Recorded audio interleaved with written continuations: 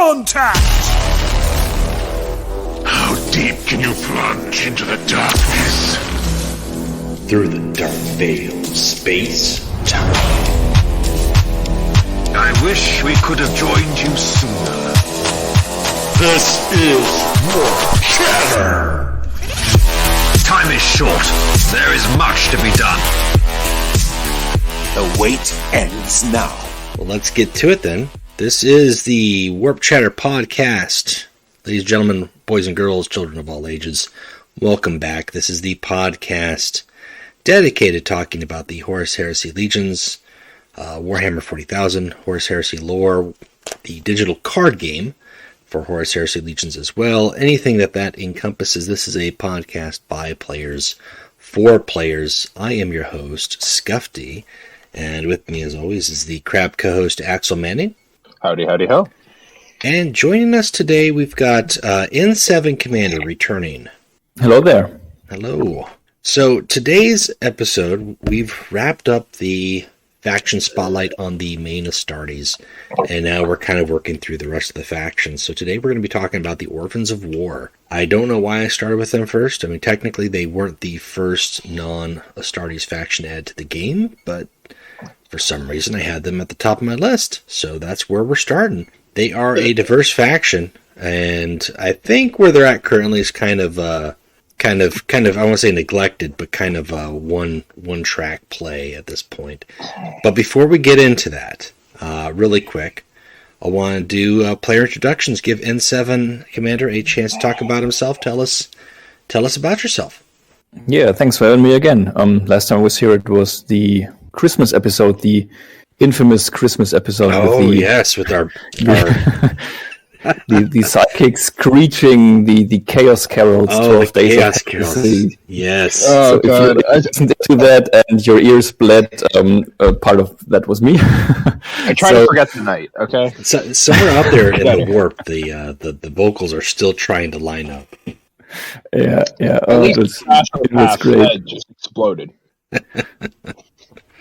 Yeah, no, and besides that, nothing much to say.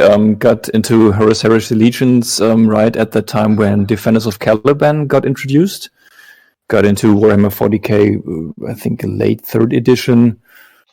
Played 40k, fantasy, mixed up. Then stopped playing altogether because I, kind of didn't have anyone to play in my local area. And then during COVID, as with many people, I just discovered the game, looking for something to play during long and boring phone calls at the company. So that's where I'm at. I played until until I reached Terra, stopped playing Level, and now I'm just playing casually. Like the Night Lords faction, bit of a Night Lords fanboy, so to say. Like the lore of them. But I have no really a main faction, so I play this and that, watch videos from the content creators, try to copy some of their ideas. It works. All right. Did you get a chance to catch the video that I guess it was at Adepticon with the Horus Heresy video trailer? That they did? Yeah, that's a good trailer. I like it. The newest one with Horus walking. Yes. Across the battlefield. Yes. Where he just takes an Imperial Fist and just kind of like removes him from existence. At least I think it was Imperial Fist. I couldn't tell the armor on that one. I couldn't tell if it was. People were telling me it was Imperial Fist. And I thought it was yellow. Yeah. It might have been. Well, I mean, if it was, it's possible. Most of the fists were on Terra, but there were fists throughout the Crusade. But I couldn't tell. I was looking at the different armor. I was like, okay, I saw like a Sons of Horus color. I saw, I think I saw Ultramarines for a moment there, and I think I saw the Imperial Fist, but because of the armor pattern and the way that it's very dark, like you can't. They're all in Beaky. Oh, it's so good. Woo! And technically, they're not Titans, supposed to all be in Beaky, but man, I love to see them all in Beaky. The Titans just like ripping firepower up. That was so cool, and like watching the orbital strike just vaporize. It's really nicely done. Really nicely. Oh, it was an amazing trailer. Yeah, it was great, but for what exactly? That's the question. It's the new edition. Oh, we already know it's a new edition of 30K. Oh, okay. So, all right. but is it going to be? If it makes you feel better, stuff. There's plastic models coming with it. Well, I heard that. We saw the two. We saw plastic beakies. But is it going to be GW issued like the was it the Betrayal at Calth box? Is it going to replace the Black Library books altogether? From what I'm hearing, it's just straight up a new edition that's working off of 7E. So I think it might be like the. I guess you would. I call 30K 7.5E already, like you would do with D&D 3.5. Mm-hmm. So I guess this would be 7.5.5 because they're really insistent on using 7th edition rules while also being a new edition. I mean, I think 7th edition was the last edition I played, which wasn't bad. Yeah, personally, I think it got, and it's not necessarily the edition's fault. I think it was the promotion from GW was really focusing on flyers, so everything had to have a flyer because flyers are just crazy good. Yeah, And I mean, the rules kind of like lent to that, but overall, it wasn't a bad edition. I think they made line of sight make more sense. They had the ally rule, which is very cool. Some neat stuff in there, but yeah, I only played like 3 or 4 games, I want to say, of 7th edition. And then when I moved, I didn't have time to play, and there's nobody around to play with that anymore. So I'm kind of in the same boat where, like, yeah, the tabletop is fun, but there's nobody to play. So while I'm looking forward to seeing Plastic 30K, I don't know if I'll be getting it. But at the same time, if the battle box is like decent, and that's a question because we've talked about that before, right? The pricing on the models, like if you're getting 18 models for $200, then count me out. But if you're going to get like 40 models or more, and then you could just buy 2 boxes and have like a really good army, like you don't have to make them 2 armies if you don't want to. You can just, file off whatever iconography or whatever you want. That's not bad. I know that's what people did with the Betrayal at Calth box, so that's one way to go about it. What's the price difference between Games Workshop and Forge models right now? It's bad. It can be like $100 depending on what you're getting. Yeah. Okay. No, I remember back in the day that the 30K, the Heresy models from Forge, I absolutely loved them. And every once in a while, when one of my guys got a Primarch, one of my buddies got Kurtz, and I loved it when Kurtz was introduced. But back then it was between the normal Space Marine box and then the 30K Heresy Space Marine box. It was like, I think, pretty much double. So I don't know. I like the existing Forge World stuff. So I don't know if the 30K Games Workshop will hit that hard. But as I said, I don't know the price difference between it today, so I'm out of the game for yeah, and that's really going to be a big thing. I think especially with like if it's too expensive, you can have this great box, great deal, but there's going to be a small handful of people who are going to buy it versus the people who would like to buy it. And then you just kind of like, well, then what's the interest of the game? You're supporting the people who already had the stuff. Maybe they'll just get the new rules and they won't get the models. Although, let's face it, like 40K players are gluttons for punishment. They'll find a way to show off money sometimes. So, yeah. Well, speaking of gluttons for punishment, we've got the Orphans of War, which is a that was a weird segue. Yeah, but they are gluttons for punishment in terms of. You got the Shattered Legions. You got these characters who just have been next to annihilated, and they keep coming back for more. But before we get into that really quick, because I do want to talk about this at the start, because this is not necessarily a plug, this is a community plug.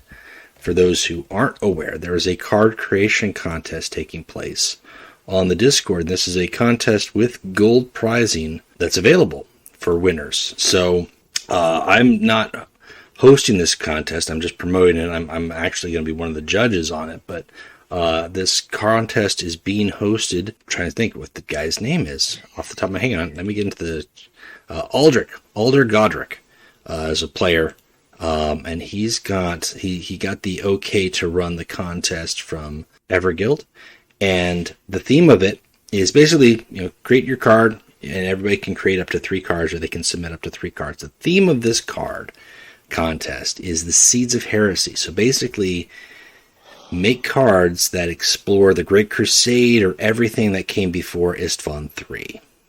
So those can be, different Xenos factions, the outlying early versions of the legions, perhaps the Great Crusade before they found the Primarchs, or something of that regard. And so far I think we've got about 12 different submissions, each with 3 cards, so that's about 36 different cards from different people who've submitted that. So the end of the contest, it will be the 5th of April. That's the deadline to get these in, which is why I want to mention this early so people are aware of it. You've got about a week to get them in. But if you've got the ability to draft up cards, image cards, create a card idea in your head, submit that, get on the Discord and submit that. First place winner will get 1,500 gold. Second place will get 1,000 gold, and third place gets 500 gold. So top 3 places get some decent amount of gold. And there's also a link on the Discord for some software or images where you can then use that to kind of create and Photoshop your own card. So there's a lot of tools that are already on the Discord. So if you're interested in doing that contest, I would recommend checking it out. The card creation contests, those used to be a regular thing. They kind of went away. They've come up every now and then on some of, like, I know I've hosted one for promo codes. I think Midnight had one. So those don't come up too often, and when they do, sometimes you see some really cool and fun things. And this theme here with the Seeds of Heresy being everything before Istvan III could be pretty cool. The ones I've looked at so far, I've seen I've seen like Arca Land. I've seen some more Sister Sororitas, some stuff that involves with the actual, like, the Thunder Warriors and the creation of the Astartes, and some really cool things. So just mentioning that now. And I don't have a segue to go from Seeds of Heresy to the Orphans of War, because they happened after Istvan III, after Istvan V. Even. Well, you say that. Some of the factions, or rather cards in that group, didn't. The Orphans of War. I mean, that's really true. We do have some. We have the Crusader hosts in the Orphans of War, right? You have the Crusader hosts. We've got Indrid Traitor. Yep, you have loyalist turned traitor in there as well. Yeah, like Nirat Kyrene, kind of turned rogue more than anything. Well, no, Third Covenant is what I'm referring to. Those guys are a chapter of loyalist Marines who went traitor and became their own Alpha Legion. Yeah, that exists. In case you didn't know, but it's just a chapter. Almost never referenced. Well, yeah. But they're their own formed chapter or warband during the heresy of loyalist Marines that turned traitor. So there's Imperial Fists in there. There's Space Wolves. They're all just loyalists that went, fuck it. Interesting. Yeah. Is that from the Forge World books? I need to check. I think it is. Because I think I've seen images of their, like, somebody did like a rhino or something with them, or the iconography for the Third Covenant. But that's the Orphans of War. I mean, they're everything. They're kind of the catch-all. When the game came out, started doing Legions, before we even got Custodes, I was curious to see if we were going to get Shattered Legions. Because the story, I mean, obviously we have Iron Hands, we have Salamanders, we have Raven Guard, but a lot of the story that involves those chapters or those legions after Istvan V really refers to them as Shattered Legions. They work together. They're kind of that the survivors kind of banding together and using whatever is available to them to battle. So I thought, are we going to get a Shattered Legions faction? And we got one better, because not only does the Orphans of War encompass the Shattered Legions, but then you do have those rogue elements. You've got those existing elements where you've got the Crusader host, which wasn't necessarily rogue, but they were imprisoned on Terra for basically just being a failed idea. I think, more than anything. They didn't really go into detail, but I think the concept was, can we get all these guys to work together and just do one project with one guy from every legion? And the answer was no. And rather than admit that, I think they just threw them in the Terra prison vaults. But and and gave us the idea for The Rock in 30K. So escaping. Right, exactly. It was the great book with the one of the best scenes in my eyes when a unarmored world eater rips the spine out of a fully armed custodes. Yes. Oh, fuck. I mean, I love custodians. Their strength never makes sense. Yeah, I didn't dislike the book. As a book, like what I loved it. It's a great idea. Yeah, with Kaiser Lane and exactly, and he's got the kind of the future in his head, you know, from the warp. So, and the Emperor, the great line that happens there at the end, you know, he's like, look, I can be all powerful or I can be all knowing. I can't be both at the same time. Yeah. And that's such a cool thing, but it was kind of before they really like honed in on like the custodes, like really how good are these guys? Like, should they get schooled by an unarmored world eater like this? Like, maybe we should go back. And they can't retcon it. It happened. It's down in writing, but it's a little crazy. I mean, if it looks an Imperial Fist in full armor, it shouldn't be working like this. So right. Yes. Yeah. Exactly. So yeah, you've got those guys. You've got Tharva. You've got actually not Sehanus because he becomes Sehanus, but you've got he is Sehanus, the Luna Wolf, and then I'm forgetting what his name is. Iapo, I think, when he joins the Malkador's Chosen, or the Errants, the Knight Errants. Not Sehanus. I keep saying Sehanus. Sehanus is the guy on the Mournable that died. Who am I thinking of? You mean Severian? Severian. I know it started with an S. Yes, Severian. And then you've got the guy who's got the Emperor's Children. He's got the Thunder Warrior armor on temporarily. You've got the World Leader. You've got some Iron Warriors in there. It's a catch-all faction. Yeah. And as a result of that, the faction has got a catch-all of abilities. It's got poison, it's got stun, it's got sentenced, it's got stealth, it's got berserk, flank, perfection.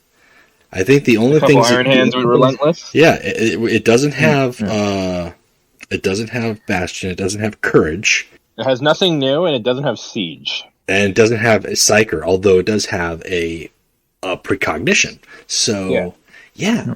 And it's this weird, strange, eclectic faction. But ultimately, when they came out, very strong for a couple warlords. And just because I think their card pool, for the longest time, was very consistent and effective and versatile. And you could respond to a lot of different scenarios and basically play the game kind of in the way the KG Shattered Legions do. Yeah. So it's nice. Yeah. I think it's okay, but the problem I have with them is that they don't really support different sorts of play styles. So I think when you're playing them competitive, and I know I'm not a competitive player, but all I see of them is pretty much the same cards. Mm-hmm. Yeah, and that's exactly I would say their biggest weak point, because they have those set cards that are just good. Why would they use something else? There are some good ones that are some nice niche options, like you might want to try for a little bit. But why wouldn't you take, like, for the while they're Moors, when that could give sentence to the Warlord as well. Wow, why wouldn't you take that? It's a 5/4 stealth, great. Okay, well, how about why not take the poison troop that heals as a resolution? Great. Why wouldn't you take the Garuda, the 3 tactic that deals 1 damage twice and stuns? Like, there's not any reason to not take most of those cards. I think there's some argument there, maybe in the 2-drops. Like, do you take the Perfection Troop, or do you take the one that pings and gains Survivor? You could take both, but it's pretty consistent. Like, if you're facing an Orphans deck, I think the biggest variation that you get is if it's Nirat Kyrene, and then he's also throwing your cards back at you. Yeah. I think for a while there, when they first came out, when Atesh Tarsa's ability was different, and he could give Survivor to the whole board, you got some different play there just because he could why not throw Imperial Army or Mechanicum or whatever he wanted to run and give everything Survivor. His ability took a hit. He's still fun to play, but at this point the speed of the game is not his friend. Endred Har is, if you want to play him as a one-trick pony, I think he can play as a one-trick pony. He's just not flexible. And sometimes the late game options, if he's playing a high cost troop, that doesn't leave him a whole lot of room to maneuver, and then he has to make an attack maybe he doesn't want to have made. And Ulrich Branthen, who's got the ability to heal himself, and then he actually doesn't heal; he gets +1 health, right? +1 health to himself and to adjacent units, which also used to give you board across the board. So I mean, he helps with the longevity, but doesn't really necessarily encourage different card choices. So I think, if anything, I would say out of the four currently, because we don't have a fifth warlord, I would say Endred Har is the only one that really encourages a different deck build, because you have to compensate for his berserk, his ability, and you want to try to make maybe the most of his passive, where he, his rage. I once faced a kind of a meme deck when someone was using him and the unreliable informant? Mm-hmm. Yeah. And then he shuffled his whole deck into his hand, his hand into his deck with the orbital base, I think. But he didn't have the attack to get through all my HP. So it was fun to see, and definitely an interesting take on the deck. But yeah, in the end, it's the real the most played, I think, is Kareen, right? Mm-hmm. Yep. Yeah, I'd say. Yeah. Well, Branson has his moments, like during the Solar Auxilla meta. There was a lot of Branson. Yeah, and I think that, because why not give +1 to those guys who have Survivor and they're buffing stuff in your hand? Like, it just snowballed to the extreme. But I mean, when you're not seeing him, you're seeing Kyrene, and I think you see Kyrene way more than anything else. And Kyrene is never a bad choice. He's another one of those warlords, I think, that is a great choice in tournaments for the most part, because A, your deck can be fairly consistent, and B, you're always going to have options based off of what your opponent's got, which is also never a bad thing. Mm-hmm. But yeah, I mean, like there's some cards in the deck in their collection that are really cool, but are usually you're just going to go for something else, right? Double Agent is a cool idea, but why would you take Double Agent or Left 4 Dead unless you could just take, Ash and Claw or another troop? Plundering, I like the idea of plundering, but why would you take plundering if you've just got Jubok, or you've got the ability to already copy a card, or you've got a Tharva even. I mean, at that point, you could throw down a troop and then just have the ability. Your opponent's going to be not having Sentinel, but I don't know. There's just some stuff in there where it's it's a good idea, but I don't take Urid Vaughn. I'll take, as of my 6-drop, I'll take Marauder Squad every day, because 6/5 stealth that's going to copy me a card is way better than the other 6-drop options. There's in the 8-drop category, Freighter Thematica is a nice Relentless, but Autek Moore is just superior. Oh yeah. Yeah, I think they lack good late game cards. I mean, in the 7th energy column, you only got, I think, you only got 2 options, and you're always gonna pick Cadmus Tyro. Mm-hmm. Barbara Stantiok with 9, are games taking that long today? I don't think so. No, I don't see Dantiok that often at all. No. Yeah. He's definitely a good fallback if Tyro doesn't work, but if you're that back against the wall, you're not doing good. Yeah. So in my eyes, they got pretty good, versatile, card pool when it comes to early game, with lots of 2 and 3 drop options. And that's all you're really going to see. I think they lack the punch in the end, I think. Mm-hmm. Yeah, your biggest punch is going to come from either a Tyro, or maybe something you've stolen, or just through the attrition of having those survivor units and, you know, bolstering their health or pinging for them a couple times. Like, that's just how you're going to wear the opponent down.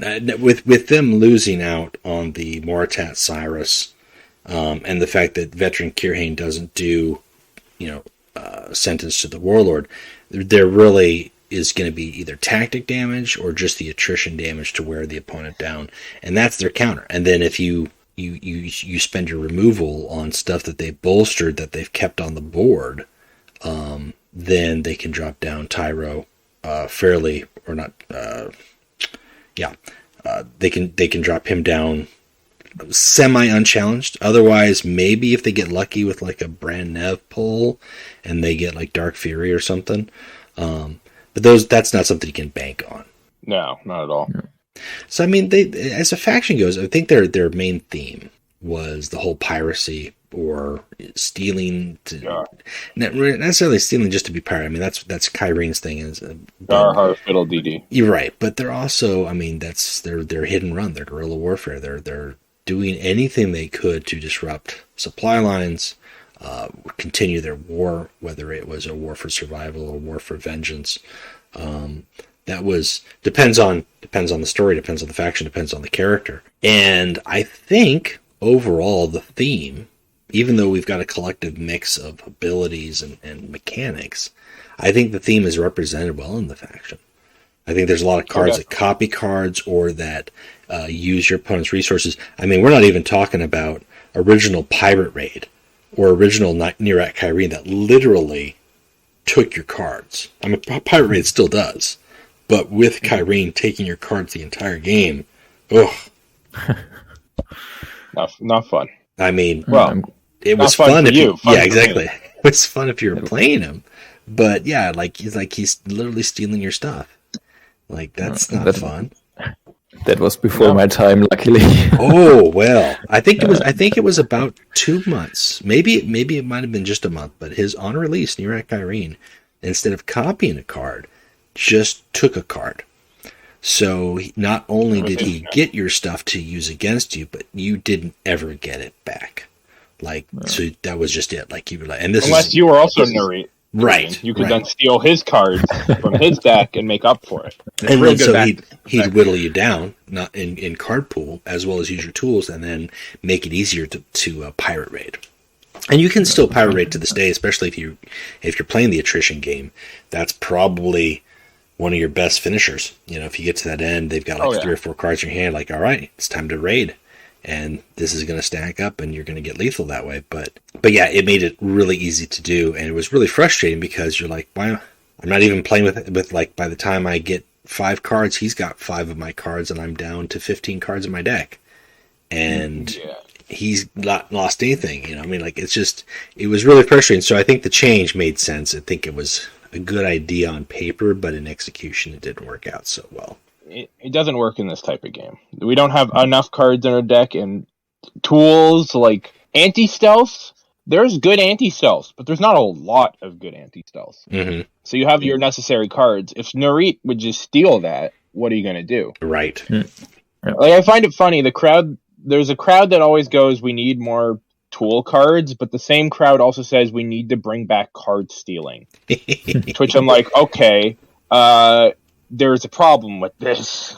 If we bring back card stealing, it doesn't fucking matter because you're just going to lose your tools.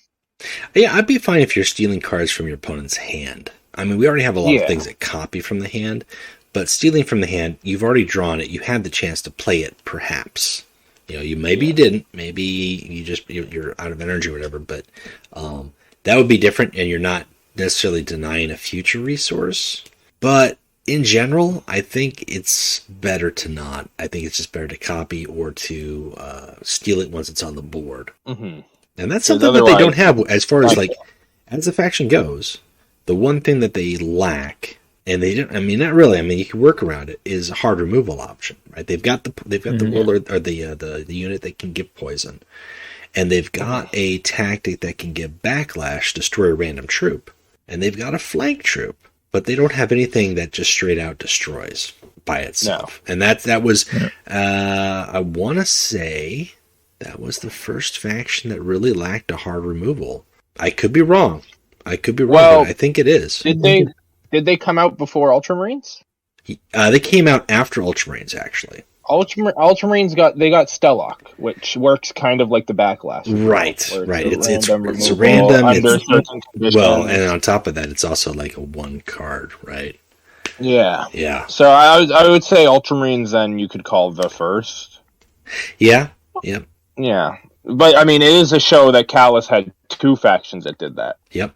Which was different. And then Us Wordbearers came out with several, including Architect of the Heresy. Yes. We stole them. We just stole them from the other legions. Stole or bounce. They had to change that, though. Yeah. Yeah. Oh, yeah. What I mean is we stole the hard removal they were supposed to get. Yes. That's what it was. They could steal your hard removal. They could steal your Architect and become the pirate architects. I do like the idea of the pirate architects of the Heresy. It pleases me. Well, as far as the faction goes, I know N7, you said that you had not played them a whole lot. Yeah, in fact, I checked. I haven't played a single game with one of them. I have Kirin and Tarsa, and 0 games with each of them. Wow. Okay, So you've got 0 play. Have you played them in events at all? I can't remember, but even then, I don't really think so. I played. I remember playing Pirate Raid once or twice, but that could also be with one crucial choice pick. Mm-hmm. I think I effectively never played them. I distinctly remember Orphans of War being an event not too long ago. Because I also remember pirate raiding someone in an event. They were, but I can't recall the event. But yeah, it was not too long ago. They were in an event, and they've been in several. Usually those events, they're just kind of like, here's the crazy stuff going on. Aside from the Calth event, which literally, it was funny because when they debuted, it was like, here's Calth, here's all these events, and then like Orphans of War is like, meanwhile, in another part of the galaxy. Yeah. Meanwhile, totally unrelated to Callus. Yes. Orphans of War.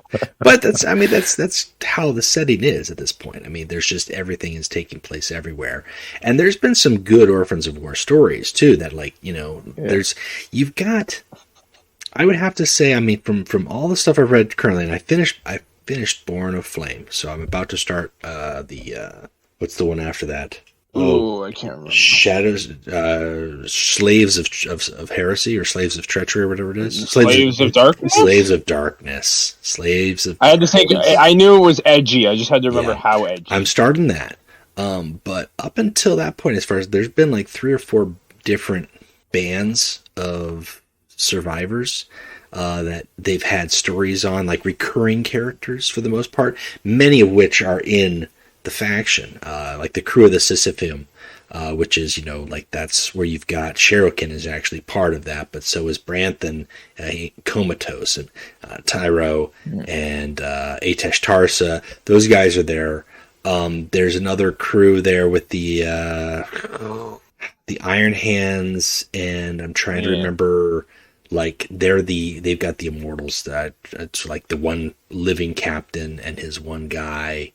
They were in the Born of Flame. They actually showed up. I'm trying to remember what their crew was called, but they helped out with the Salamanders and Forge Master Tekel briefly before trying to steal their stuff. And then I think there was a group that kind of like ended up linking up with Korax at some point. So I like the stories as far as these characters, and like these are like, I mean, they were shattered and scattered, and now here they are. They're all in one place. So if you haven't played any Orphans of War, outside looking in, what would you say is probably the warlord that you would go to the most currently?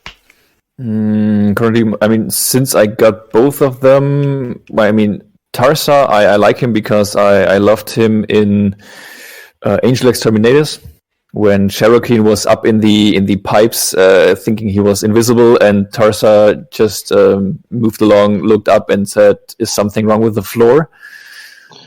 So I like him because of that line alone, and Kirin because of his playstyle. I guess I fought a lot of Kirins, and I always keep thinking, oh yeah, with all the luck you get stealing exactly this card or copying it, Yeah, probably something between these two.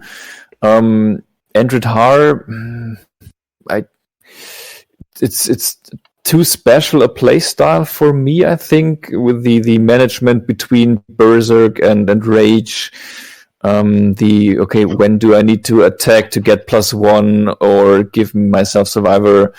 And Branthan, I don't like his voice lines, and I think he's too boring. I mean, all I ever see Branthans do is, okay, play troop, buff troop, next turn, play troop, buff troop. That's, yeah. So, that's really all he does. I think something between Tarsa and Kirin, and I probably more lean towards Kirin because he has 35 health to begin with, and I like his ability a lot. Finally, someone who agrees with me on how bad Branson's voice is. It sounds awful, but his lines are so good, so I just play them without audio. It's what you gotta do. He's an interesting warlord. He's one of my favorites because of his special card letting him become a dreadnought. I really like dreadnoughts. Yeah, and we don't get enough dreadnought rep in this game. Well, then orphans are kind of your faction, though, right? They got the Warlord Branthan, then they got Ancient Callan, and Ancient Kragan, I think. The funny part, though, I never really realized until now, they don't have any tanks. That's true. No, they don't. Yep. They have no vehicles. They have a structure, right? They've got the hidden base. Yeah. Yeah. But they have no vehicles. You could argue that it makes sense they have no vehicles because they're kind of running around all the time. Yeah, there's some fast vehicles. They could have schmooved with a vehicle. Yeah, interestingly enough, they don't have they don't have any like the Sagar Maison. Although I don't think the Sagar Maison necessarily met up with the Orphans or the Shattered Legions at any. They were just literally like solo mission. Sagar Maison with Sagar Maison. They were just solo mission, but I feel like at the same time. Just how the legions work. They could have put them in anyways. Mm-hmm. A lot of those groups either didn't meet up, were unaffiliated. They tend to just be, here's a loyalist from one of the traitor legions and just chuck them into the faction. But you know. Yeah, but that's something that always bugged me. You have some characters which are clearly lore-wise Orphans of War material, but they are not in the faction. The prominent example would be Cherokee. Yes. Or Medusan, even. So, I mean, Medusan literally led him. Yeah, he led the Shattered Legions. Yeah. He's one of the most well-known names. And he ends up in the Iron Hands. Yeah. Granted, that's his legion, but I don't know if that was because, and the only thing I can guess is really because when Isstvan 5 came out, which was 2 expansions before, maybe either the idea wasn't done yet or the approval for the Orphans of War hadn't been given, and they wanted to get those characters in the game. That's the only thing I could come up with. Yeah, but I agree. I mean, those guys are like almost more. Well, Medusa not necessarily, but Cherokee is more representative of Ravengard. But he's an Orphans of War character. Like you don't see him in Ravengard stories; you see him on the Sisypheum. So, speaking of, but on the other hand, the Cherokee. Yeah, one short thing though. Concerning what was released with the new Galaxy in Flames expansion, the Iron Hands got Captain Atticus. Yes, who in my eyes is still clearly someone in the Shadow Legion's Orphans of War material. Yes, as a matter of fact, I think aren't the I feel like Tyro is looking for Atticus for a while, like trying to find Atticus, and Atticus ends up on Phyra. Pythos, which is just a terrible book. But you find out what happens. I hate it so much. The thing I hate about that book, and it's nothing against the writing of the book, as a book, David Annandale wrote a very good book of horror and attrition and like what befalls this group upon the planet Pythos. The problem I have with it, and I think most do, is the fact that it's a book, a full novel, inserted in the Horus Heresy series that does nothing to the Horus Heresy series. It could have been a novella, it could have been included in a short story anthology, Unlike any other book, which it progresses something or like, hey, here's what these guys are doing. Like it's basically the only point that book serves is to be like, this is what's going to happen in 10,000 years. You're going to see this all the time. But we already know that.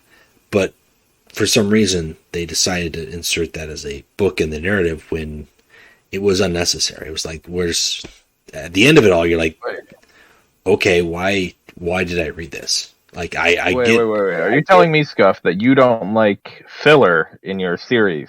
Is that what I'm hearing? No, I don't mind. I don't mind filler, especially if it's Garlic Jr. First off, all right, I'm going to clarify. Okay, that good right point. now. Good point. But when it is adds to the characters or setting, or like you saw something that's going on with maybe somebody sends out an envoy. There's a character link here. The only link we have here is Atticus as a character mentioned in other stories later on. Like, hey, whatever happened to Captain Atticus?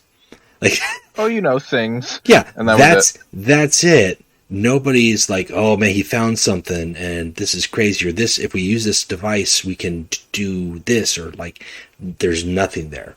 It's literally like, this is just the adventure of Captain Atticus. Like, it's a one-shot novel. There's no tie. He showed up in like 2 short stories, I think, before that. He's mentioned in a couple short stories after that, as like mentioned by other characters. The book is a standalone.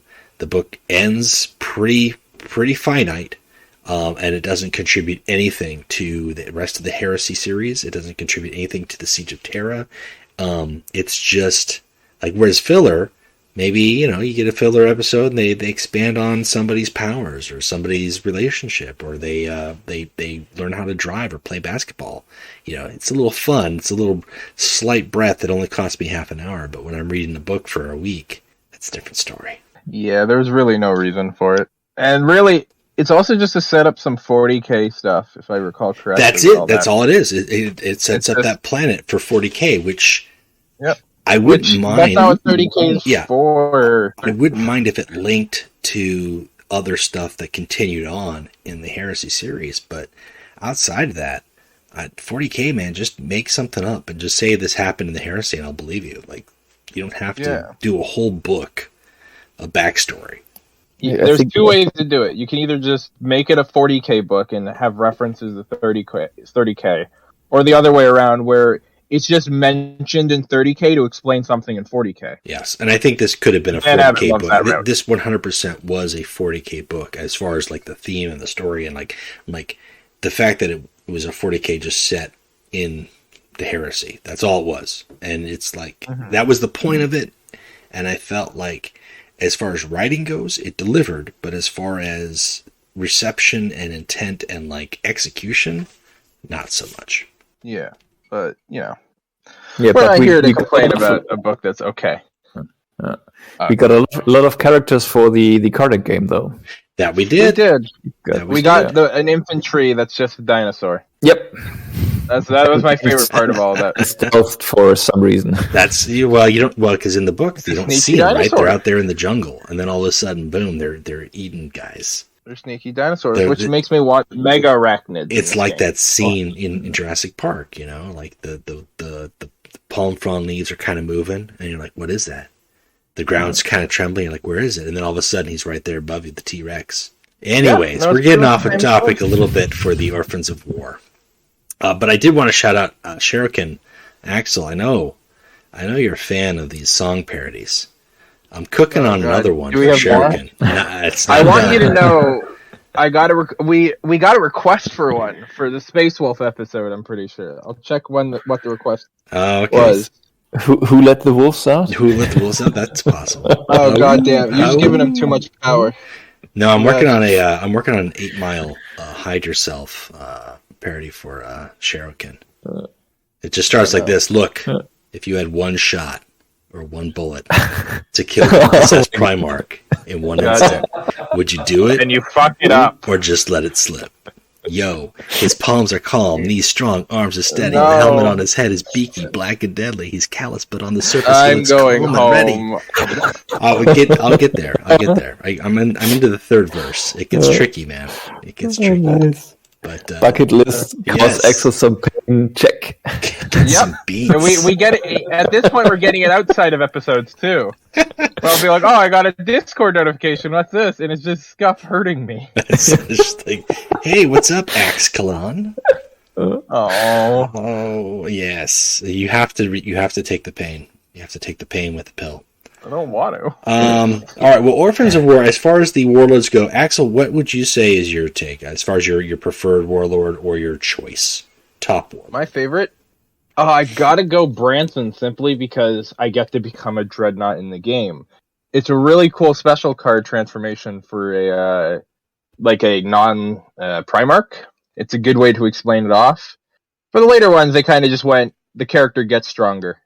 But that was like the first where it's like, oh, this guy isn't a Primarch, but of course he can transform because he physically transforms. Mm-hmm, mm-hmm. And I thought that was really neat. Yeah, it makes sense. Plus, while his voice is goofy, I think it's just bad enough where I every time I hear it, I laugh. So that's always good. Probably not what GW or EG wanted when they put that voice, but it's what I got out of it. So, that's good to me. All right. Well, I don't know. For me, I'm kind of in the same boat as N7 where Nearad and Tarsa I like the most. I enjoy playing Tarsa just to play different stuff. I can play non-orphans cards with Tarsa a little bit better. Kyrene is just flexible, and that's why I enjoy Kyrene. I don't know. I mean, I would say Kyrene is just better because of his flexibility, but I do have more fun playing Kyrene. I wish, and I've waited, and it's never happened. There has not been a single change to Endred Har's ability. And I think that's a shame, because I think if you just change it up just a little bit, or give him a special card, he could be really good. But c'est la vie. He does need some love. He does. He does. You don't see him at all unless you see the build with the unreliable informant and people attempting that. And I've seen people attempt it, and they got really close, but it's always 2 health or 4 health off. It's like, sorry, bud. Like that's the glass seat. That's glass cannon. It works or it doesn't. And he even got the one legendary, I think, in the whole faction with that actually has synergy with the Warlord Oath of Vengeance. Mm-hmm. I think he's the only Warlord you want to attack with. So, in the game's defense, it is his weapon. Yeah, so it makes sense. If they gave Oath of Vengeance, instead of deal 2 damage, deal attack damage a second time. That could be, and then increase the cost to 6. That could be good because then you could Endred Har, get your attack up to like 5 or 6 attack, and then deal another 6. That'd be cool. Yeah. I would like to see that. I don't know if they could make that coding happen, but if they could, that could be neat because then that would really give that strategy some sound footing, some finisher. You're like, oh, he's got the oath. This is just a matter of time before he shuffles the cards in and gets his attack up to 9. Oh boy. Oh boy.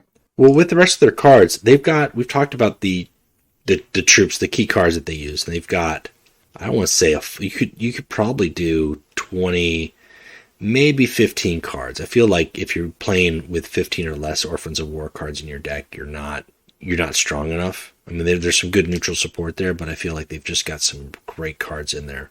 What would you say is your top 3? Top 3 cards? Yeah, top 3 Orphans of War cards. So I gotta put, I want to say the Death Shroud is number 1. And because I'm not going to include the legendaries in these, because the obvious answer is Tyro, Daniot, and Nev. So I want to put that Death Shroud up there because I really like him. He's very interesting. He conveys the DG's resilience. You know what I mean? Mm-hmm. While also being just a good delayed hard removal. He's a fun card. Love him. Man, I really got to think because I've played them a bunch. I played Har primarily, so I didn't use much of my troops. I kind of just shuffled tactics. Flanker, the Third Covenant. He's an auto include. He's your only real chance at responding to things. And before it got nerfed, man, I really like the little ping guy, the 1/3, who's Oros. Is that who I'm thinking of? Oros, yes, or something. Yep. Yeah, he was really fun, but he's not as good as he used to be. It's sad. Not because he used to be against troops, but he does do something against warlords now. So he is a little bit of a nuisance against mono warlords. Whereas before he was just like, okay, well, I guess I'll play this card. But yeah, I mean, I'm trying to think. Like, I mean, I myself, as far as legendaries go, Tyros and Dantiak. Dantiak is just an awesome character, hands down. Probably my favorite character in the entire faction, as far as characters go. But I love that you can point at him and completely blame most of the problems happening in 40k simply because he flipped the switch. He turned on Mount Pharos and brought the Tyranids close. Yes. Although technically, was that him or was that the fault of the Night Lords kind of like messing the whole thing up? You know, I'd like to blame both of them because at one end I get to blame Daniach and the other I get to blame the Night Lords. Well, So, and you know, not it's a just the Night Lords. Oh no, it wasn't Scravok. Scravok escaped and kind of like rose to power as a result of that, but he wasn't the one who was actually leading that mission or that siege. Mm-hmm. He was there, but I'm trying to remember who the Talon Claw or the first captain that he deferred leadership to. But yeah, like Dantiak is my favorite character. But as far as cards go, I think Nev is solid, and then I would say Ashen Claw. Ashen Claw, man, it's just like precision bombardment. If they Ashen Claw, you're like, oh, here it comes. They're gonna have another Ashen Claw the next time. Like it just makes it so hard to put things out there. And then I would say, for personal reasons, like I said, I really like Marauder Squad. I just love the fact that He's they're so good. 6'5" in stealth. Very hard for your opponent to remove that unless they've got a random removal or several high damage, wide range tactic stuff. What? Interesting. As I'm looking at the Marauder Squad, they are a Black Shield. That is the one. Like the Black Shields is the one group that I've not read anything about. I understand there's some audio drama. I know there's some stuff in. I think that's the thing about a Black Shield. The Orphans of War are a Black Shield. Well, they are, Black Shield. But like as far as like the you mean the mercenary ones? The actual characters, like the actual like Edred Har. I didn't know who Edred Har was until this faction came out. And even though he's a character and he shows up later on, but I guess he's had several audiobooks, but they're just audiobooks. They're not in print. Yeah, there's a bunch of stuff about him. There's also he's basically just a big world eater. And I like it. Right. There's also a Dark Angel, from what I understand. I think a lot of people were thinking that there was a rogue Dark Angel was going to lead or be one of the warlord choices, and he's not. Although he could be a fifth warlord when we get fifth warlords. I don't know. I'm trying to remember his name, but they had images. People had shared images of like this is him.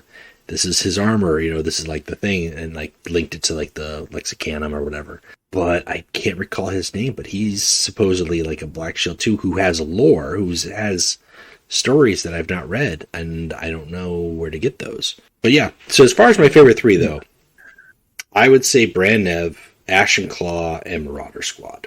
That's me. That's my take. Although Dantiak, best character. Yeah. Oh yeah, and at least Daniach got what he wanted in the end, and there's a loyalist chapter of almost all Iron Warriors running around in 40k because of him. Nice. If you just take the gene seed and you put it in a Marine and say he works for the Ultramarines, they'll believe it's an Ultramarine, but you can't tell me the Silver Skulls aren't just Iron Warriors. A long time ago, the Silver Skulls were just Silver Skulls. I thought they were like Iron Hand successors, but that was back when like literally the only lore that you got was just the paint scheme. It's like, what are the Silver Skulls? Well, they're silver. Oh. Okay. And they have a skull mark. What about these Crimson Raptors? Well, they're red. Okay. Now you gotta get to the really good one where it's a Crimson Fist. Oh, so they're red. No, they're blue, but they got a red hand. Their fist is red. Okay, well what are these guys here? The Imperial Fist. Like, why they're yellow? Why? Don't ask that. They are. But I'm looking at now. Yeah, it's a Silver Skulls, where it's just like, Daniach is where they came from. It's just how it is. I think that's true. Makes sense. Or to some because he didn't make it to Ultramar sector alone. Like when he fled. Oh yeah, he showed up with a bunch of people. Yeah, he showed up with a bunch of Iron Warriors that were stationed with him, and that was one of my favorite short stories, where they're holding out, and he's basically, I forget what it wasn't the Fang, it was like whatever Spire or whatever it was, his basically his penance or his prison, where Pertrab was like, you've fallen out of favor with me, you're gonna be stuck in this rat hole. And he's like, all right, well, if you're gonna stick me in this rat hole, then it's gonna be the most secure rat hole ever. And then when the traitor Iron Warriors show up to cleanse the rat hole cleanses back. And it was just such a great story, because it was like, man, like this is what planning and traps and like you imagine. In a way, it was kind of like the Iron Warriors using the iron cage against themselves in a way. Like it was kind of their own little mini iron cage, and at the end the guy's like, all right, I did it, I claimed your spire or whatever, the guy, the enemy commander, and then Dantiak's like, and I just rigged it with explosives, and I'll just blow it up. That entire story is great, because the Warsmith shows up and he's like, Dantiak, you did a great job. Now we're gonna go betray the Emperor. Dantiak goes, no, starts killing them. Yeah. And then an Ultramarine emerges from the shadows, who was wearing a hood, going, I was here to hire you guys to build something, but I see we got a bigger problem. You guys want to come back to McCrag with us? Yes. Oh man, it was so great. That was a great story with when they tried to get the survivor out of the sarcophagus from a dreadnought and into a Mark 1 or Mark 2 armor, but he just don't make it. It's great. Yeah, the like the venerable dreadnought who like just took all the fire and like the bolter fire, and he was just hanging on there. That was really good too, because it was also like there was respect. It was like he's passed. Our brother has done his job, and and for an Iron Warrior, you don't see that a whole lot. So it was like it was just a great story at making this traitor legion show that they actually have good guys on them too, and Dantiak turned out to be a pretty good asset for a while. Yeah. Until he flipped the all-you-can-eat buffet switch. Not his fault. I'll blame it on the Night Lords. That's my call. That's what I'm going to say. It gives you more reason to hate. Not Kurz. Kurz wasn't there. Just random Night Lords, just doing Night Lordy things. Just the Night Lords in general. It's always fair to blame them, though. Well, I think that's. I mean, as far as the faction goes, we don't have new cards from Galaxy of Flames, so we don't have new stuff to really talk about with them yet. Maybe I still have to bring something to the top 3 though. Yeah. Oh, sorry.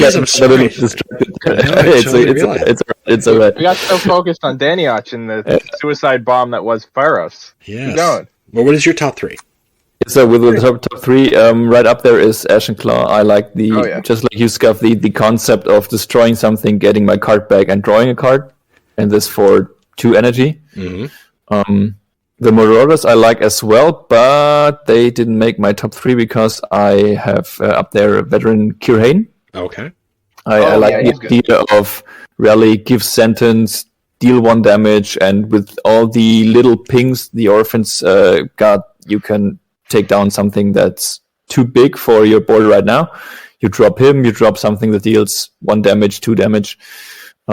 Just the other day I saw the combo with Veteran Kirhane and the Legionary Sholta, so you got down a 4/4 or something like that, and you have a stealth 4/4 and you have a 2/2 with survivor 1. Mm-hmm. I think that's a great combo. And those guys are great. As a third take, I have the Red Talon Siphon. Oh, okay. Because it's just good energy manipulation. That is a good card. I forgot. I mean, when you're raising tactic cost for your opponent and you're dealing damage to technically either kill, clear the board or do something like that, that is a nice swing. I only went favorite troops, but I gotta agree, Ashen Claw is at the top tactic for me. Yeah, I think in general, with it being on all of our lists, it just that's the number 1 card to pick up in the shop for sure. Like Ashen Claw is such a huge tool. It's just 2. It's just 2 for 2, but the fact that it's recurring and not just like going back in your deck, but going back in your deck and you're drawing a card, that's just so good. Oh yeah, 100%. Well, with that, I don't mean, yeah, like we're getting back to the lack of new cards. We don't have new stuff out. I don't want to speculate too terribly because that's just what I don't do. But in general, we talked about some things that we don't see currently in the faction that are, like mechanics, traits from that aren't represented. Do you think we would see any of those in their new cards when they get them? I would like to think yes. At least I want to hope yes. Because it would make sense for them to just, not do it in the end. I'm just thinking but with, go ahead. Yeah. With the new cards, I think what they have going for them right now is that they are lore-wise a pretty good faction. So everything they do just matches up with everything you read about them in the books of the stories. If you bring in too much new stuff. Well, I feel like when you're bringing the new stuff, you're not erasing that. You're just adding in the characters from the other factions. Because the Orphans of War, though they're called the Orphans of War, that's maybe half their card pool. They're really just black shields. So you can toss in the groups that were neutral during the Heresy that were from other legions. Because even the Loyalists had traitors. And there's a reason why the Orphans of War category is labeled as a neutral, even though they got 2 cards that are traitors. You could put more traitor cards in there. But if you add too much more, I just now that you said it, the traitors in the Loyalist factions, White Scars, for example, I think would work quite well. But if you add too much, if you give them too many options, I mean, right now they're some sort of jack of all trades, can do everything a little bit, but nothing too good. And if you then add to this, I don't know, more fast and that's the thing. Fast isn't really a faction-specific mechanic. When we say this, we mean stuff like add courage, because there's had to have been an Ultramarine in a Black Shield group at one point. Yeah, and I'm thinking about it, and I mean, like, yeah, you could get Demon Host, you could get Courage, you could get Streak or Requiem, but I do think, I mean, like, maybe Streak. Like, I could see, like the cause for, like, one Streak card or something. Yeah, one Streak or one Requiem. Yeah. I couldn't see Demon House. Demon House is pushing it. I couldn't see a lot other, although I could see them adding more Survivor, which the faction has not as much Survivors as Salamanders, but certainly a lot, which is representative of the fact that, they survive. These are hardy characters. Maybe some more stealth. I hope they wouldn't do more Sentenced. I think Sentenced is Raven Guard where we're at right now. I think that's the peak of Sentenced. I don't think it should get better or get bigger, especially if down the road, let's say we see one more slight change to the Raven Guard sentence, and then for them to just bring it right back with new Orphans of War sentence stuff. But if they did more stealth abilities, more precog or survivor, the stuff that they've already got, I could see that working out better. And then maybe just having like one streak, because why not? Like have a Sagir Maison. Why not? They could add a little bit more unstoppable. I think they only have the Third Covenant, right? I believe so. Yeah, and with all the Raven Guard and here jump pack troops, and there some stealthy, sneaky infiltrators. I mean, why not? Yeah, a lot of legions used jump troops. So they don't have terror, and there was at least working with Korax, there was a Night Lord contingent. So, I don't know. I mean, I'd be curious to see. I do think it's possible that we might see one. I don't know who we would get for Warlord. Like, as far as 5th Warlords go, the only event Warlords that they've had have been either Brandnev, which is a troop card, or Cyrus Mortog, which just doesn't fit with the faction. I like the character. His ability is okay, but I think his ability would need an overhaul because it just doesn't fit. Pay 2 to deal 1 to 3 damage, and at this day and age, it's just so dated. It reminds me a bit of a certain one-eyed red man. Well, and this is before Psyker, so that was the whole idea, right? It's less efficient red-eyed one man. Oh, red-eyed one man. What? One-eyed red man. One-eyed red man. Giant word people salad. Eater. Yeah, I don't know. We'll see. Well, time will tell. I think I think we've probably got about 2 months to go before, maybe 3, before we get word of what we can expect with the Orphans of War, as well as the other factions that haven't got new cards. So that will be kind of curious. Yeah, I'm curious to see what happens. I think we all are. Yeah. Yep. A lot can be done. Well, when you're not playing Legions in 7, what is it? What do you do? What are you up to? Just the other day, we started to get into a board game session with a couple of friends. So during the pandemic, we stacked up on some nice board games. Just yesterday, we played Zombicide. Not getting eaten by zombies is always great. I would recommend it. Not getting eaten, of course. Usually, I read the Heresy in order, but the last book I read was Damnation of Pythos, and after it, I just needed a break. Don't know when I get the next one, because I think the next one is a couple of short stories, and with them, it's always this 50-50, is it going to be good or not? To be fair, I feel like the short stories of 30K tend to lean more towards a good. Yeah. Because Sons of the Emperor, I think it's called, is the good anthology of them. That is the one I'm thinking of, right? I know that one also has Rylan Orr in it. If that's the one I'm thinking of. Okay. Well, besides that, nothing much. Just playing some old strategy games on the Xbox, XCOM. That's good. Original XCOM or like XCOM 1? No, the currently the War of the Chosen. Oh, XCOM 2. Yes. Yeah, XCOM 2. Don't know if the first one is available on the Xbox. I don't know. Enemy Within might be. I just know that XCOM 2 hurts me as a type of game because 95% is never 95%. Which reminds me, you're playing a strategy game like that too, Scuff. How are you liking Mechanicus? I'm enjoying Mechanicus. I played a little bit more. I played, let's say, at least a couple hours more. I'm only at like 27% incursion, which is good. The lower I can keep the incursion, the more I can get my stuff leveled up before I get to 100%. So that's my aim and goal.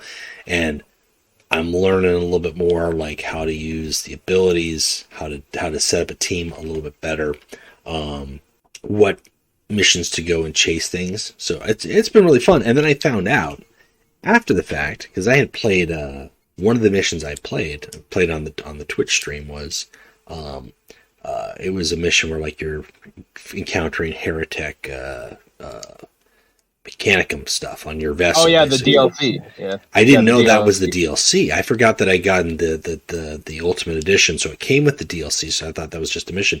And then I'm going around like kind of just trying to learn more. And they're like, "Yeah, this is a really hard stuff." Like I was like, "Really?" It said easy, but like they just hit like trucks. They're stealth. You can't do anything about it. They attack twice, and I'm like, "Man, this is ridiculously easy hard." in heavy quotation marks. And then it turns out, like, it's the DLC, and it's only easy because, like, it's for people who, have got... essentially beat the game. Yeah, who beat the game and want more of a challenge. I'm like, well, that makes a lot more sense now. So I don't feel so bad about, like, almost getting wiped out by these guys. Barely hung in there. It was like, because thankfully it was just to survive 2 turns. I was like, oh, okay, this should be easy. I'm like, oh, there's, like, 1 guy left. Oh, yeesh. But yeah. Which is another good thing about Mechanicus, is how well you can just customize the difficulty of the game. If you want it easier, you can make it easier. You can. And I like the fact, too, that unlike XCOM, when a guy dies, they're gone. Mechanicus is like, you guys out this mission. It's going to cost you some resources, but he's back. And you don't have to, like, you don't lose any of the progress on his tree, which is very good because resources are still useful. But I mean, if that game is a precursor for what Chaos Gate is going to be, we've got good hope. Yeah, because I mean, you take that idea, you throw in the Grey Knights, and ideally refinements that maybe the game company has, like, hey, here's something. I think they said they've added cover, which is one thing that Mechanicus doesn't have. Mechanicus just has line of sight, not cover necessarily. So if you add that in there, yeah, that could be nice. If you add in psychic abilities and things like that, like, I'm really, really looking forward to seeing how that game drop. I'm hoping, or rather, I'm excited to speedrun my Inquisitor Falling to Chaos, because they mentioned that they can, so I'm just going to do it. Oh, the story. Yes. Yeah, it's in the story. the routes you can take, like depending on your actions, can bring chaos taint. Mm-hmm. And then they said, but not to your Grey Knights, because obviously, but to your Inquisitor. So I'm like, okay, fuck it, we're going heretical. And I think I think the story for the game seems to be written by Aaron Dembski-Bowden, so it should be a pretty good story. Yes, it is. He's leading the story. Yeah, so I love the one thing with this Mechanicus game is, tactically it's an XCOM / tactics game, but the dialogue is so good. The characters, there's like 6 different priests, but each of them are they very clearly are written and have a different personality, and I really enjoy that. One of them talks like the Ultramarines talk. You know what I mean? Type theoretical. Yes. Yep. And it makes me really happy because it just goes query blank blank blank blank blank hypothesis, and I love it. Yeah. Or here there's like appreciation equals 0. Yeah. And they're always screaming at each other in binary, which is a nice, easy way to do it, so they don't have to like actually get voice acting the whole time. Yeah, I was surprised because they're like, that's just noise. You're like, they're talking, and then the very first voice line you hear is from a Necron, and it was like actual words spoken out. English. It surprised me. I was like, what? I thought we were just. I'm pretty. Sorry for cutting you off there. Oh no, I was just saying that's how this is. I guess that's just how we're doing this. I'm pretty sure his one time, like the first Necron thing it says was like making fun of them for not speaking English or something, or at least there's a line similar to that where he just mocks them in a language they would know. Sorry, low Gothic. Right. 40K. Oh, 40K. But no, it's a great game. And if you like the genre, I do recommend the crab version of XCOM, Phoenix Point. Not just because it has crabs in it, but no, Phoenix Point is fun.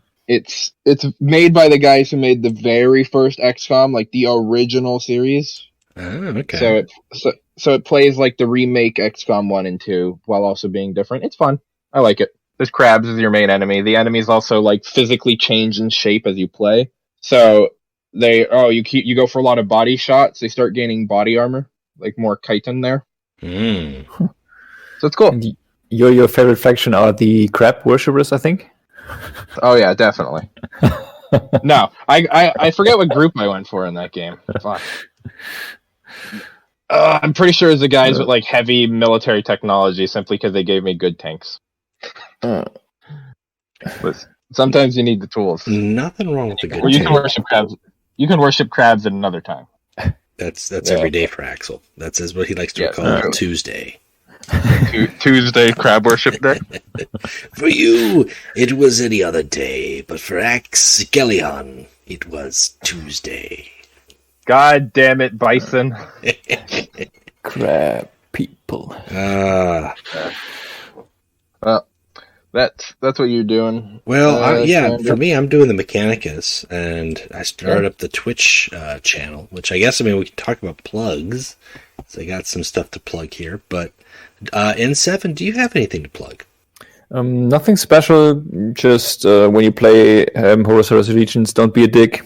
It's pretty nice to read some compliments when you play it really well. So, do your best, play the best, and if you get beaten by someone who's playing better than you, just, write them a compliment. That's great. I think that's a solid plug. I will endorse your plug. Stop being toxic in 40K. It's something we all gotta one day hope for. That's just it. Have fun. It's a game. At the end of the day, and if you have, sometimes you lose, sometimes you win. But if somebody plays good, you recognize it. Be like, hey, that was a sweet play. You got me there. I didn't have the card I wanted. That's best 2 out of 3. Play again. I don't have fun. Yeah. Nicely said. Well, I've got Barnet Legions going on tonight, so by the time you hear this, Barnet Legions for March will be over. I haven't set the date yet or the format for April, but everybody stay tuned. Stay tuned for that. Also, the Steam stream for April will be giving out promo codes again. Not sure of the date. Again, I got to take a look at the calendar to see what works. But those are things that are actively going on every month. In addition to that, every Thursday on Twitch, you can check out Scuff, SKUFF_D on Twitch. That's my channel, and I stream Legions on Thursday nights. We're trying to do it every Thursday night if I can, but I'm also do other 40k games and other games in general. I think I'm going to try to branch out. Right now we're doing Mechanicus, but I've done Battlefleet Gothic, Armada 2. I've got Necromunda Hired Gun. I've got some RPGs I want to do when Chaos Gate comes out. Going to be doing that. It's just kind of a fun place just to hang, and if you want to break from Legions but still want to watch some games or still want to do some 40k stuff, that you can catch me there, because that's what I'm going to be doing. So we've got that. We talked about the card creation contest, which is still something I want to remind everybody for. Make sure you participate in that. It's a great way to get gold and win some gold for free for just for being creative, if anything. And then also we've got to talk about the April deck list contest. So every month we do the deck list contests. The theme for this month in March, which is just wrapping up, yesterday was the deadline, was duelists. I have not yet decided the winners for the March deck list contest, although by the time you hear this, perhaps I will. But April's contest, the theme is going to be, and this is a little might need some clarification, so I'm clarifying it now, is My First Legions. My First Legions is the theme for April, and really what I want to see there is your first warlord, like the first warlord that you really dove into and now maybe are able to expand upon. For many, obviously we all started the game as Loken, but where did you go from there? What was the next warlord that you really sunk your teeth into? For me, for a long while, it was Fabius Bile until I got Karn. But Fabius Bile, I did a couple different things with, and he has changed and shifted a little bit, and the Emperor's Children certainly have now, so I would go back and revisit a Fabius Bile deck. But what was your first deck? Was it a starter deck that you picked up and tried for one of the Legions? Was it a alt art that you saw for a Primarch, or was it a random warlord that you got in a crate?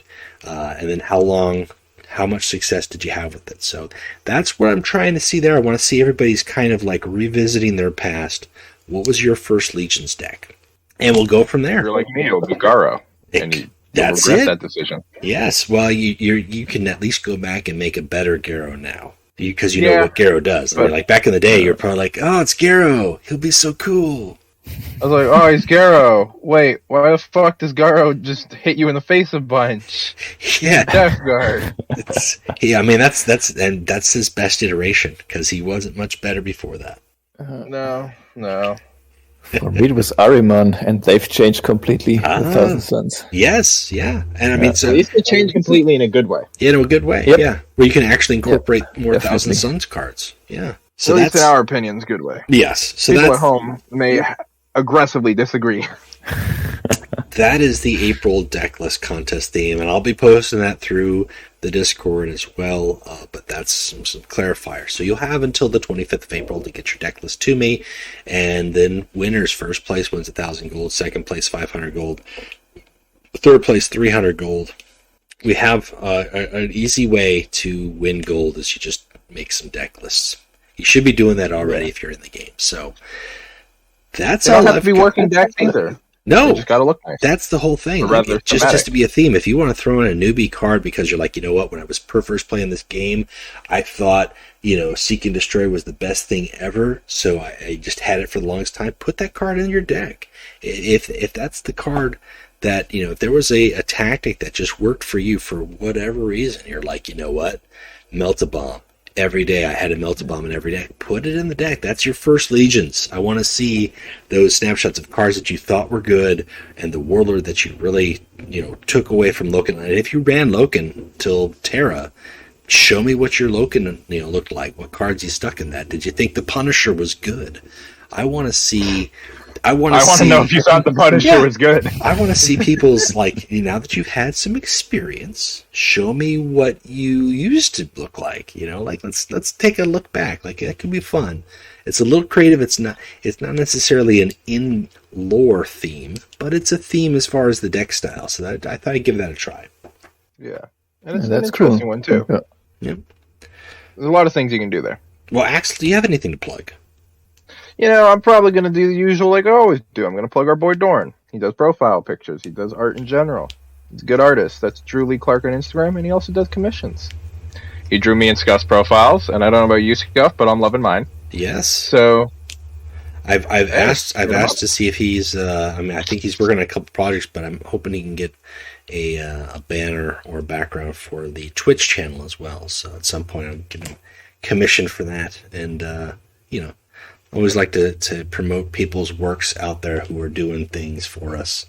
Again, I think only imagine it's going to look good. Alder Godric, I think, is he's doing the card creation contest. I'm not 100% sure if he's the one that's done the assets or if there's another player that's contributing the assets on the card creation for that software that can be used. But there's a lot of stuff out there. I know there was a player, we talked about this way back, that was working on a project to try to make a tabletop simulator mod for Horus Heresy Legions. Mm-hmm. And I think they stopped that project just because either real life or it was just kind of too time consuming. But I mean, that could have been a cool thing. Like if there's things out there, if you're a player and you're working on this little thing, I mean, Lehman Russ had his website for a while he was working on. I don't know if that's moved forward or not. I haven't talked to him about that in a long time.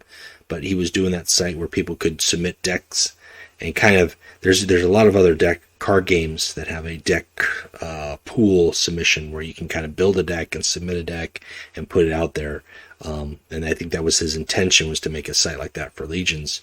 I don't know how far that's gone, but I mean, there's people out there who've got passions who do different projects, not just content in terms of video and audio, but in terms of content to support the game or support the creative aspect of the community. So if you're one of those people, thank you. Please continue what you're doing. And if you want to pop on the podcast as well and promote your product, I'd be happy to have you as too, because sometimes it's just getting word out as far as what you're working on. And maybe sometimes it piques people's curiosity and at the same time motivates you to continue with it. Mm-hmm. But with all that said, N7, I want to thank you for making it on, being available, having the discussion with us today to talk about the Orphans of War. Yeah, of course. Thanks. Glad to be here. Yeah. And I think next week, depending on balance patches or not, we'll either be talking about the Defenders of Caliban or we'll be talking on whatever the future may bring. Yeah, sounds good. All right. Well, thank you guys. That's all I've got. All right, folks. Yep. All right. Done. See you next time. Bye. Bye. It ends here. This has been another episode of the Warp Chatter Podcast. Thank you for listening. I can't help but appreciate your talents. It was inspiring. I need some wood.